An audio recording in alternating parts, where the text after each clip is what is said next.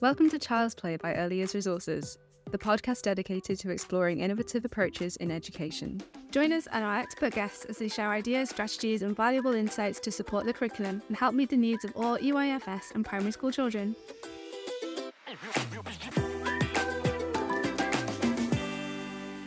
On today's episode, we're talking to Nadia Peters and Rox Mawdsley. They're two Manchester-based artists who support creative sessions at Manchester Art Gallery, especially for autistic children and children with other social communication needs, their families and carers. Let's dive in.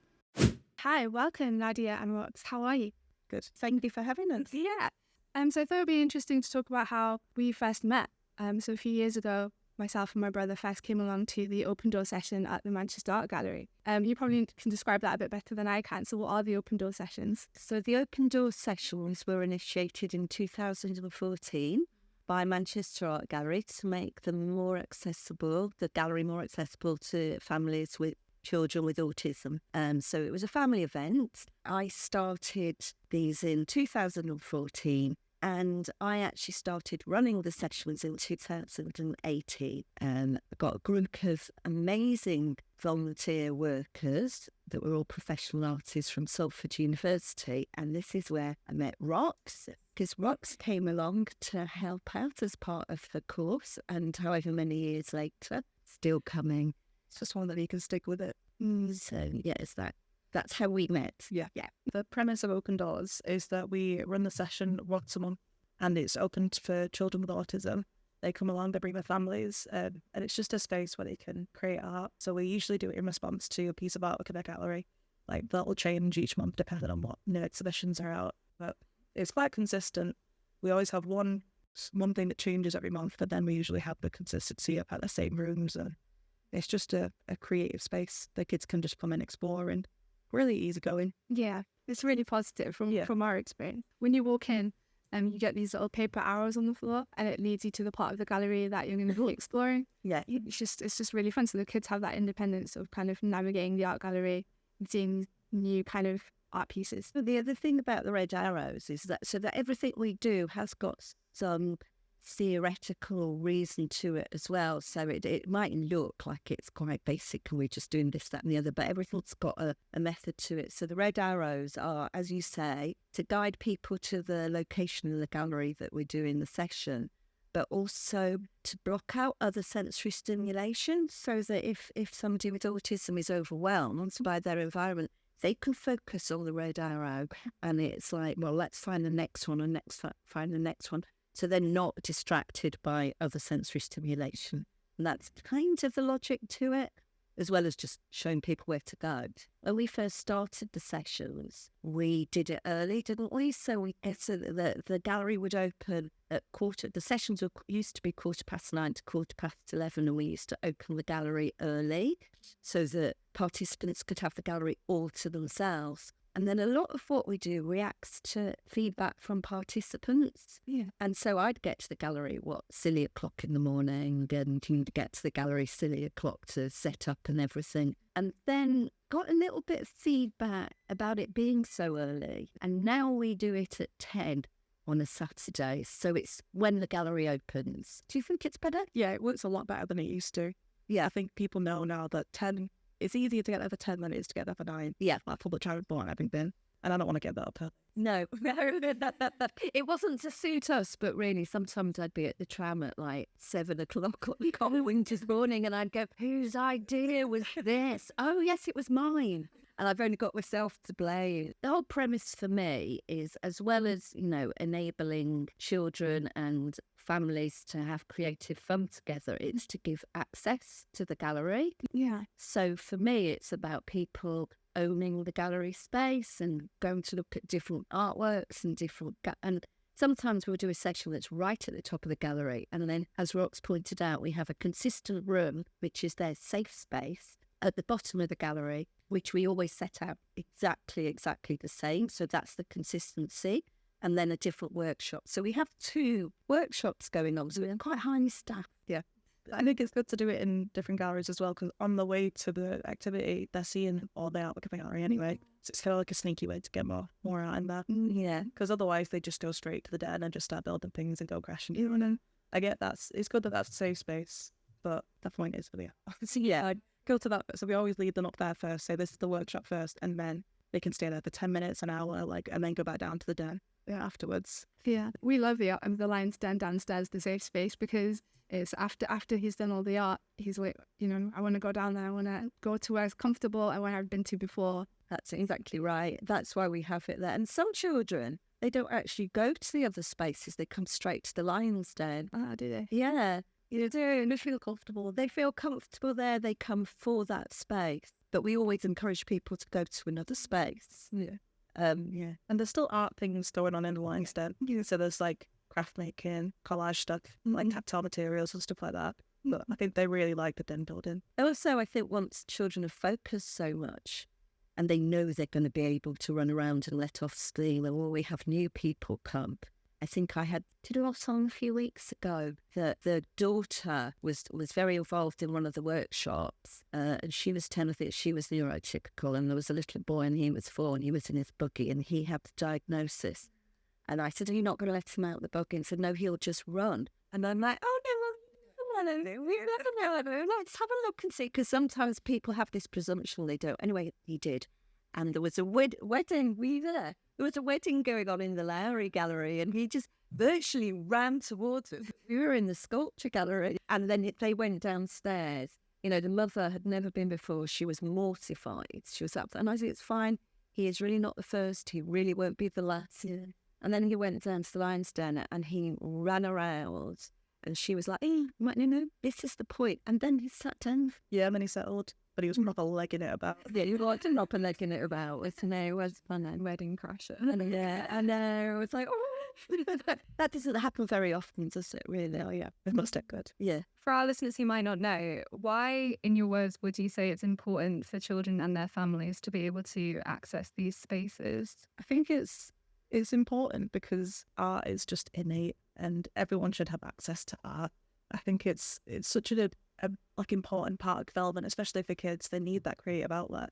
And I know in Manchester there's not really a lot out there. I think for neurodivergent kids as well, you need an understanding of people that do understand and say, this is how we're going to do things, but we're going to do it at your level and not just you have to adapt to things so we can adapt to you. So I think that's really important, and especially with the families as well, because it's hard having a sibling who is neurodivergent, if you're neurotypical.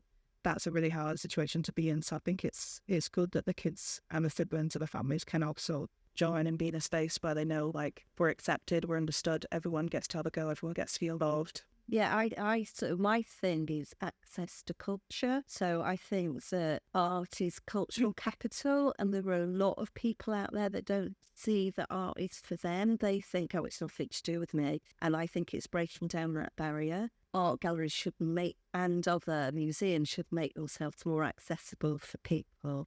We always make sure that there's something, say if there is a very crafty, talented person in the family, like a child that really likes it, that they can do as well.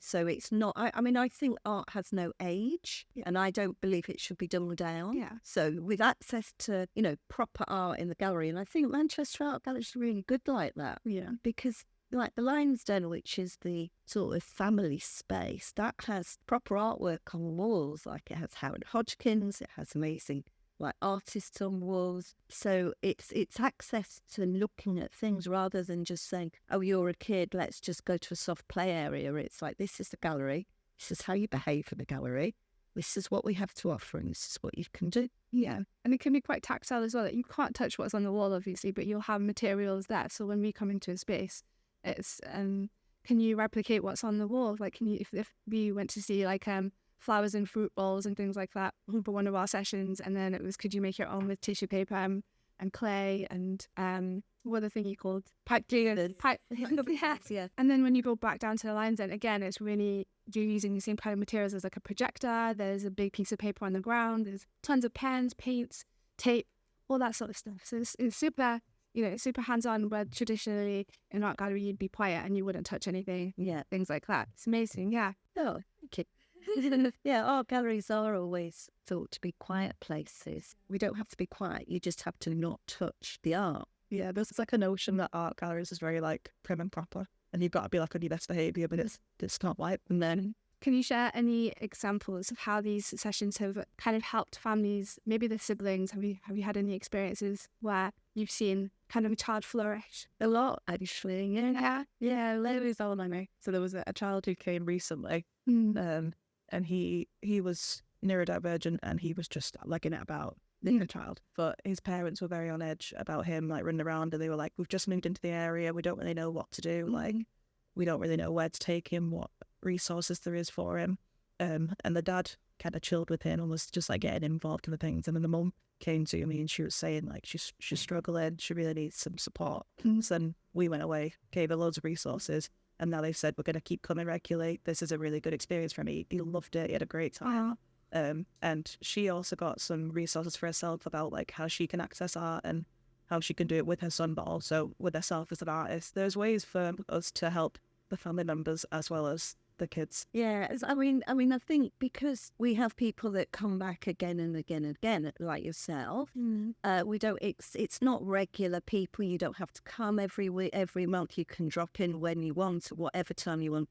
But we see people grow up.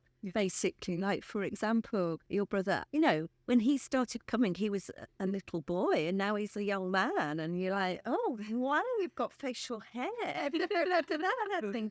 There's one young man that's come and he's very funny. But when he used to come, he literally used to spend time in the toilets a lot. And now he doesn't really do that. He seems to have a bit of an ownership of the session. I was just going to say that, he really takes command of the gallery. He's so comfortable there. Yeah. And he really feels at home, like it's his space. And if there's new, so he's kind of like the tour guide. If there's someone new, he'll like go with them and they'll be like, oh, we can go this way, they'll show him this place. Like, they're good with the kids. Yeah, and people make friends. And I think what I like about it is that the stereotypical notion of people with autism and children with autism is that they don't make friends. Well, you only have to come to one of our sessions. They do collaborative play, they do collaborative den building. There's, the little girl the other day was like, I think I've made a friend. Then I later saw them together in the cafe. It's really nice. Yeah, with their grown-ups with them, and they were. And so I think that's really nice when people do form relationships. And what Rox said was right, that parents form allegiances. Now, I think one little boy once said, I get to come to places like this because of my brother, so that they could come together. So there are benefits and things. So there's lots of, every single session we have a positive experience, don't we? I think my favourite moments are when parents say like, oh, my son or my daughter has never done this before. There's no way in hell that she'd like sit down and do it our way, but she feels really comfortable doing it here. Like, they always seem so surprised and so shocked. Like, my kid can actually do this. And I'm like, yeah, it's just we've put the environment there and they flourish. Yeah, I think we don't put we don't have an end product in mind ever. Well, we sort of do, but we don't. There's a goal. There's a goal. But I think when we first started developing the sessions, that we developed like amazingly elaborate workshops. So we're going to do this and we're going to do that. And we'd make maquettes and it was all very functioned. And then gradually learning from the children, we've just got less and less and less. And you realise that less is more. Now, this is for all children. It's all about the process. It's not about the end product. So a lot of parents will want a perfect craft product to take home. That ain't happening. That isn't happening. And that's an example. This is the sort of thing you can do, but these are the resources and materials you can make it with, and then people run. Yeah, and it's so interesting seeing what people come up with. Like, I really like watching how the kids' brains work. Because you'll have something and they'll go like straight off course and they'll be like, it's a dinosaur. And I'm like, it is. And this is a dinosaur following. Yeah.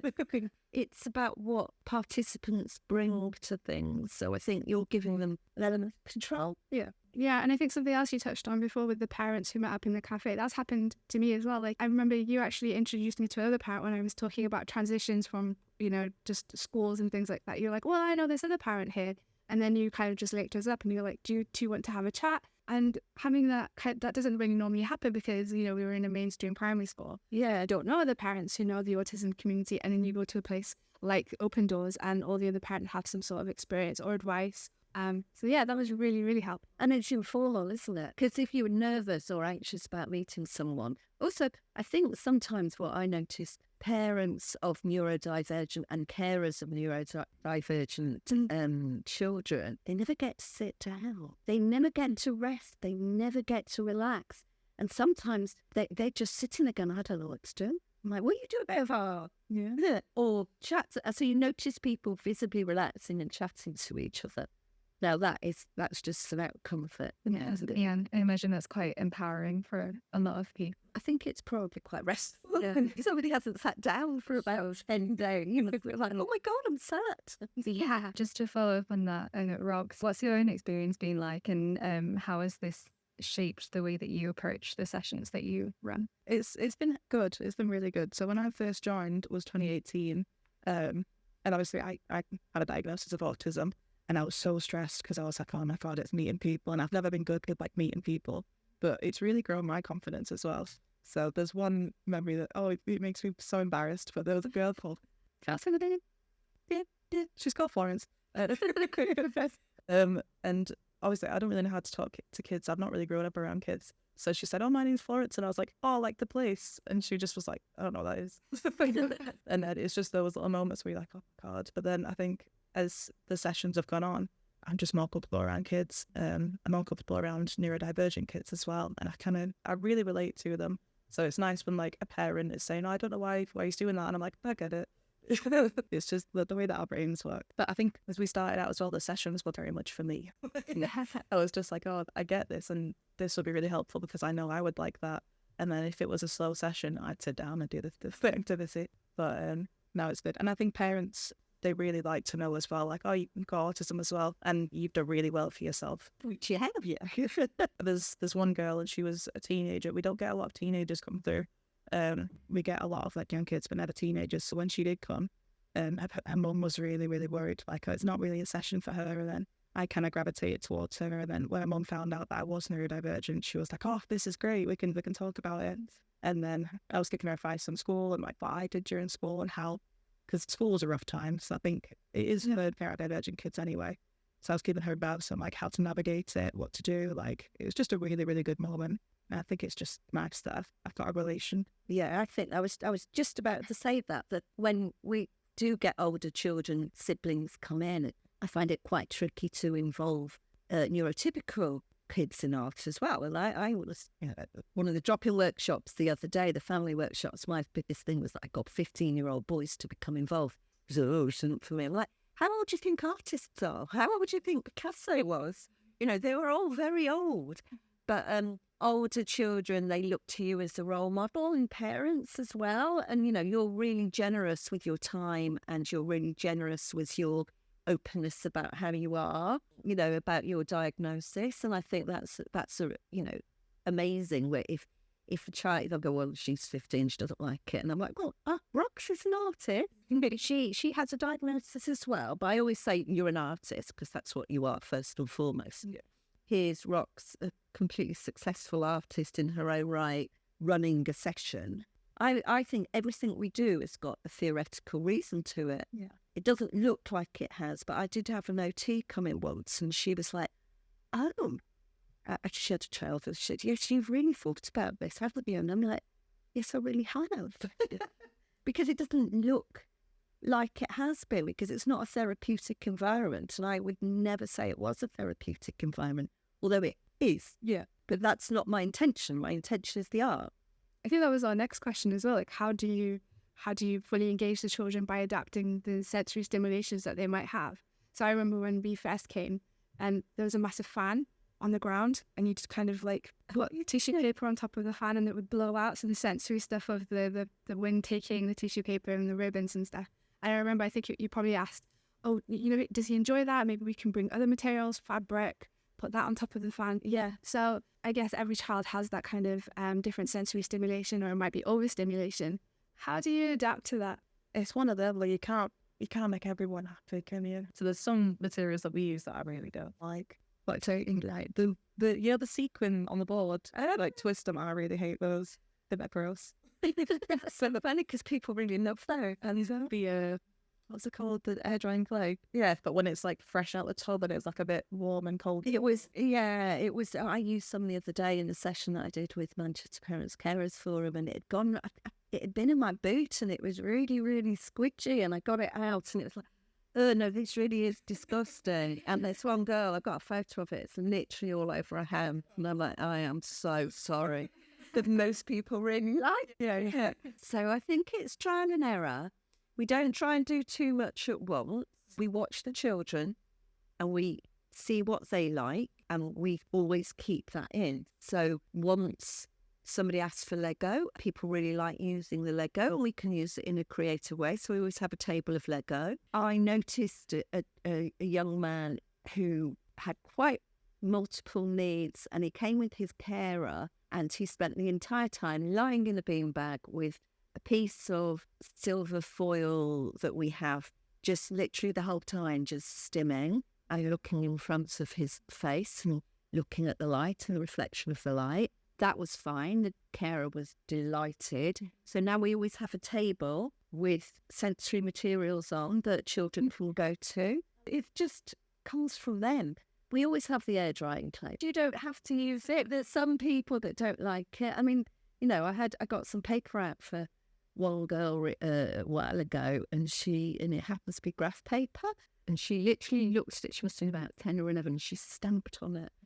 I hate graph paper. Right? Oh, but let's take that away then. So I think it's going with people's likes and dislikes and recognising that there's a reason for why people don't like things, but also being able to explain to the parents why they're doing stuff. So you will, be able to do it from a personal point of view, and I can do it from a professional point of view. There was a little boy the other day in another session I was doing, and he literally came into the room and he ran to one end, ran to the other, touched the walls, and literally touched all the walls. And she was like, I don't know what he's doing. He's grounding himself.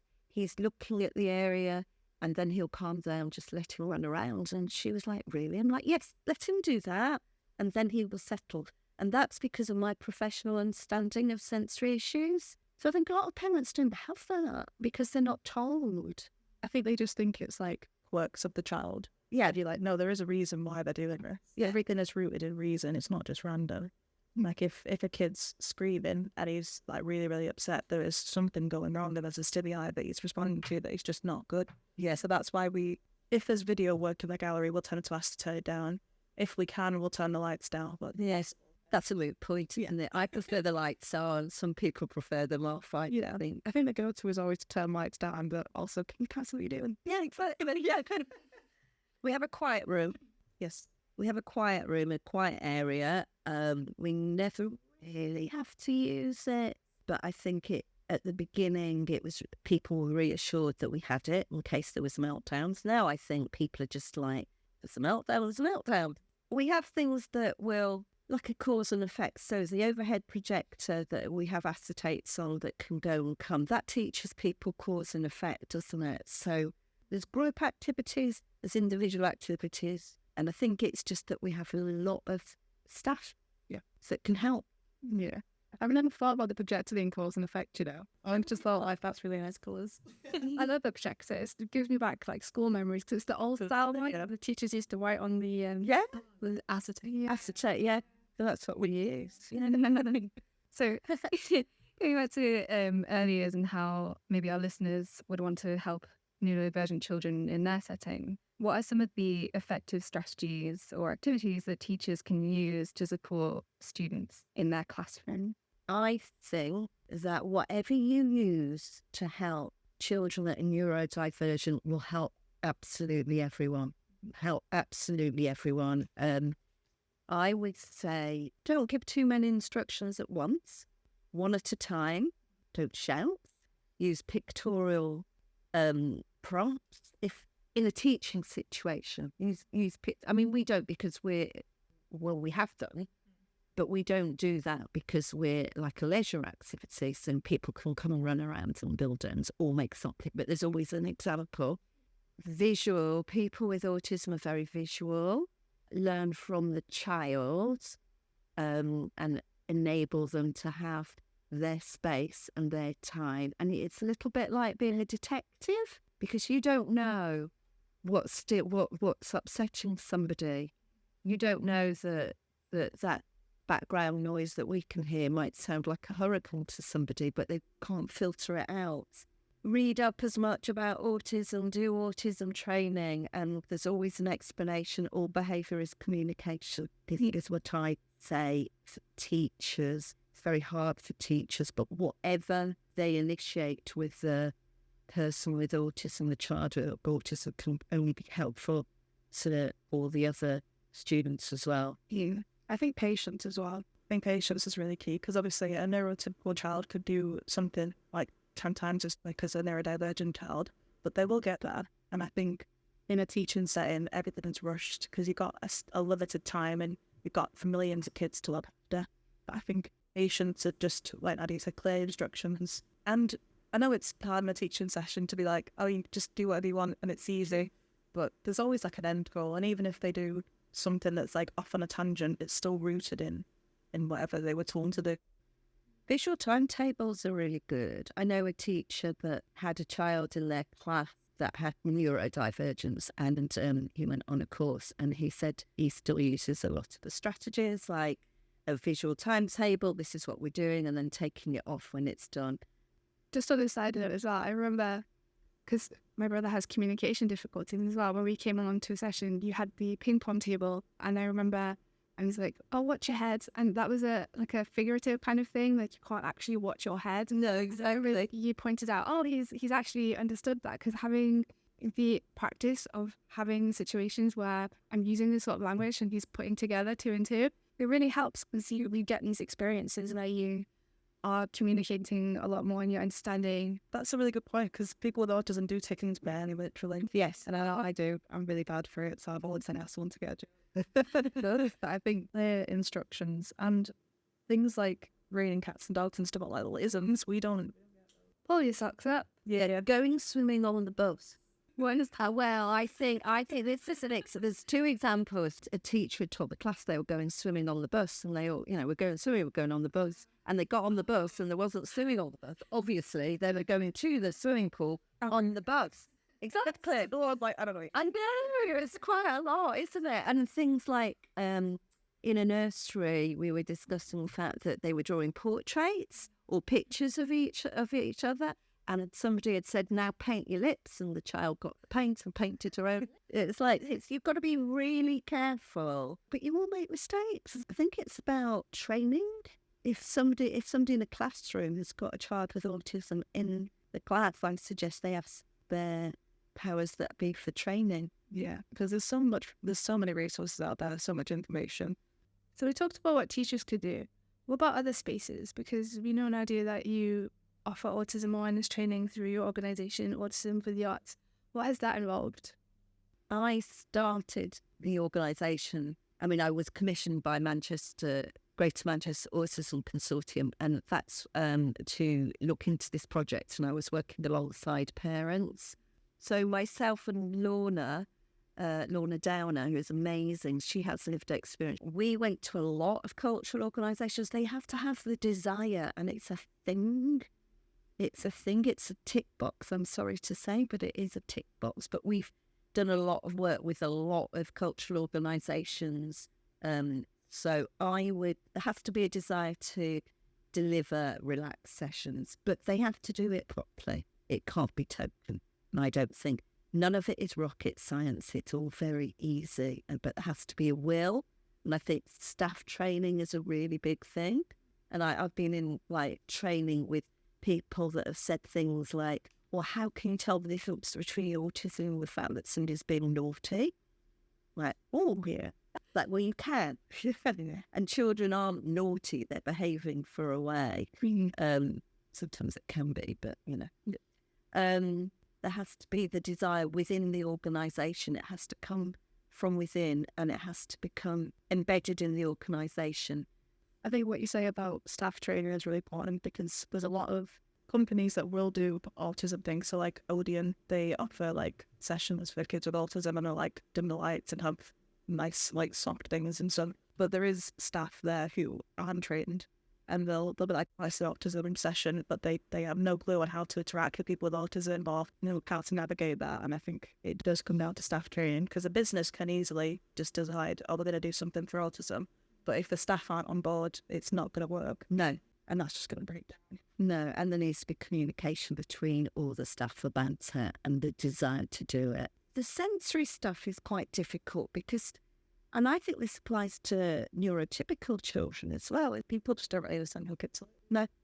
And then suddenly, they put like music on and bright colours, this and all these things, and then suddenly they're surprised that the children are screaming because there's music on, so they're going above the music, and there's. Yeah, you do know that because you've told me less is more. No, that's enough for that. Yeah, it's about how willing people are to just sensory overload. Yeah, and I think it is just a distraction technique for people, but then they get a bit baffled, like, kids with autism are having a breakdown. Yeah, and I'm like, it's because there's a lot going on. Yeah, yeah, exactly. Or children that are neurotypical have breakdowns and the same things. Too much. Yeah. If there was anything from today's chat that you would ask people to take away, what would be a key takeaway or message that you would like to share? For me, I think it's very important to understand that children with neurodivergence and other additional needs as well, they are more than capable and competent and probably more creative than your neurotypical child, and that give things a go, because the amount of times that I've gone to organisations like school parents carers groups from special schools, so this is what we're doing, and the people are very resistant because they're like, oh, my child doesn't buy a car, my child won't do that, I'll take them to a gallery. And still today people say that. So I think it's just about giving things a go and not underestimating children's capabilities, because most children with neurodivergence and people with neurodivergence are very creative because they've spent their life having to adapt and be creative to how they can function. And I think that's what I'd like people to take away. I think everyone is naturally creative, and I think putting them in those settings where they can be is so vital, especially for kids' development. I think just allow your child to flourish in that setting and don't be scared to put them in places where you think, maybe my child can't go there. Just try it. Yeah, fully deployment. We've had a couple of situations, haven't we, in the art gallery where the alarm's gone off, the fire alarm's gone off, and that's been like, that's not what you want on a session. It's really not what you want, especially when you've got a lot of autistic children all over the building, very upset. And it's amazing how they managed it. Yeah. It is amazing how they managed it. And we were a bit anxious about you, and you were like, and fine. Rachel was well stressed. Bless her. She was like, Roxy, okay? And I was like, I was fine. Yeah. But I think having it in a gallery and having it in like a real world setting, because as much as children with autism have additional needs, the reason word this is a bit weird, but the real world doesn't account for those needs. So they do have to be in those situations. And even if it is stressful, that's how I've adapted and overcome a lot of my anxieties and stuff. You've just got to do it. And I know it's going to be tough, and parents don't want to put the child through stress, but you're never going to grow unless you put yourself out on the comfort zone. And I think taking your kid to a place where you're not comfortable and they're not comfortable, but then they will learn to be comfortable and they will figure out a way for them to do it. And if it doesn't work, it doesn't work. Yeah, I think you need to push yourselves and push your kids. Yeah. If listeners wanted to find more information, maybe if they wanted to get in touch with you, or is there anywhere that you think they could go for advice, resources and support, where would you suggest? So if they want to know about the actual open doors sessions and what times they're on, then I would say, and I hate saying things like that, it will be on the Art Gallery website. There will be a page of it with the dates, the upcoming dates. I would always recommend Greater Manchester Autism Consortium. And then also I've been doing a lot of work with Manchester Parents Carers Forum, and that's support for anybody from 0 to 25 who's a parent or carer, and they provide a lot of activities, support and advice about things, and so do Greater Manchester Parents Carers Forum. There's also something called the Local Offer that's in Manchester, which will have a list of all the things that are going on for children that have got special educational needs. So there's a lot of places that people can go to. It's also a bit generic, but Facebook is really good for that kind of stuff, because there's so many groups on there about like errors for people with autism and adults and with autism and stuff like that. So I found a lot of kindred spirits on there. There's a lot of groups where they'll be like, oh, my kid does this, and then other people will comment and say, oh, my kid does that as well. If you want someone who understands and someone who gets it, there's so many groups out there. There is, so there's not a definitive list. There's loads for adults. So Z Arts is very good. They do things as well. It sounds like there's a lot, which is lovely. Yeah, there is a lot. It's lovely to know that they're not alone. No. Well, thank you so much, Nadia and Rox, for coming onto our podcast. We really enjoyed having you, and you've given us some really valuable advice and information. There was such an interesting chat with Nadia and Rox. What were your key takeaways? I loved how Nadia and Rox talked about breaking down the barriers and how universal art is. And it's not that difficult to incorporate SEND-friendly sessions. Yeah, it's very easy. It's not difficult. And I think it just requires a little bit of patience and letting children take the lead. What about you? Yeah, so my key takeaway would be that supporting neurodivergent children is helpful to everyone, even neurotypical children and their families. Visual aids, clear instructions, and letting the children lead are all ways that you can effectively support your classroom. And on top of that, just knowing that you're not alone in supporting your child or your class. There's plenty of communities out there to help and support you. Yeah, for sure. Communities for the children and parents as well, just as a whole. So yeah, thank you to our guests. It was lovely having you on.